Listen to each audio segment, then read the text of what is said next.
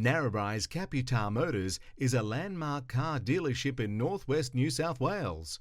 Drought, bushfires, COVID-19 and floods have all impacted the area, with flow-on effects for the business. With vehicles being relatively big-ticket purchases, consumer confidence and consequently, sales figures plummeted. General Manager Ken Flower said that the financial position of the business fell below 25% of what it was, but it did survive and has regrown steadily. Monitoring of the financial capacity of the business and responding preemptively was key to survival. Kaputar Motors was started in about 2008, I believe. I've only been here since 2017, and it's always been locally run. It's a local business. We employ local staff, and we sell new cars, Fords and Mitsubishis, and we service vehicles. And probably half our role is selling cars, and the other half is servicing them. We also sell accessories, bull bars, steel trays, driving lights, and tyres. So look, our staff is currently at about 12. We're down from 22 before the drought and COVID-19, and we're slowly rebuilding like a lot of businesses here. Cars are pretty important to everybody's daily life, especially your work life. And if you've got to take cars to Gunnedah or Tamworth to get them serviced, it's a very costly thing. So I think we provide a pretty important service, and we employ locals who live here and contribute to the community, so I think it's a win-win. Ken explained what it was like for Kaputar Motors during the dark times. Look, extremely tough. When the farmers do it tough, the whole town does it tough, and our sales went down to about by 75% to about 25% of what they used to be. So it became subsistence living. We got down to a staff of 7 here from 22. So 3/4 of our staff gone. It was tough. And I think unfortunately there's some businesses that didn't survive, but I've been amazed at the resilience of this business and other businesses that we've now survived, and now we're rebuilding. And our biggest challenge in rebuilding is getting product, like cars, they're in short supply, spare parts are in short supply, and staff. It's hard to build up. It's unfortunately takes a while. Although emotionally difficult, the measures Kaputar Motors undertook were critical to the survival of the business. So I think the thing was cost cutting. We cut costs where we could. The absolute last cost we wanted to cut was staff. But unfortunately, if you don't have the incomes, you can't.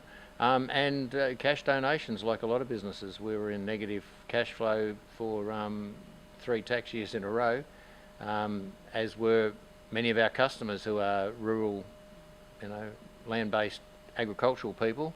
So we weren't in any different situation to them, but you've just got to cut your cloth to meet your outgoings and contribute a bit and get through it, which I'm pleased to say we have. Ken explained what was particularly important when they made necessary cutbacks. Cost cutting, knowing what staff you had to retain and what they needed to feel comfortable that they were secure, and having a plan for how you were going to make money in the new future, which is the future post. We thought it was the future post drought, but it's now the future post drought and then COVID. And I think a lot of businesses like us have rethought where they want to be, and I think we're probably a little bit cautious as to how fast we expand and how fast we go into things that may well become burdensome when revenues go down again. It's really the balance between having continuing ongoing quality employment for your staff and continuing an ongoing quality service to your customers. That's where the balance is. You can't trade one off to get the other. It's got to be quality for both sides, and people do like secure jobs in safe, friendly environments where they feel like they're making a difference. So we try to do that, and we generate customer value in the meantime. Sourcing staff is a major challenge, which made having to lose some during the hardest of times all the more difficult, and it has impeded the business's ability to regrow. There's a large demand for people with a trade qualification in Narrabri Shire. The reason being is that we've got the largest open cut mine in New South Wales, right in this shire, and we've got another 2 open cut mines beside them.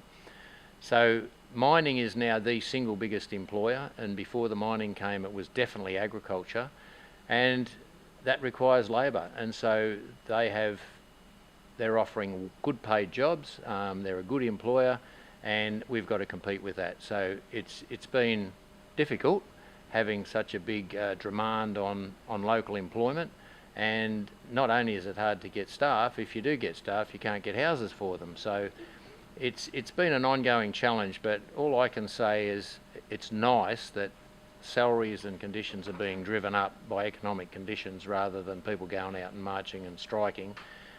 So even though I grizzle about it, I think it's a good thing for our society to have such competition for wages. The Kaputar Motors tyre department remains a casualty of the dark times and the labour shortages.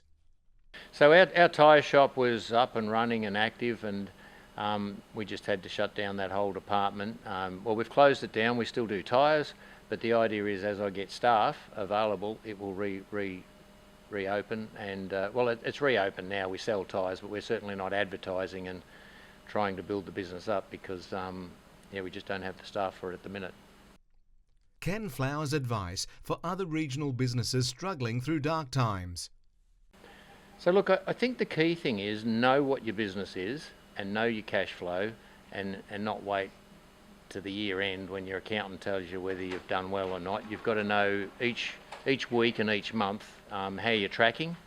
When you trend into negative territory, you've got to know how many more months of that you can survive before you have to pull the pin and not leave anybody in any trouble.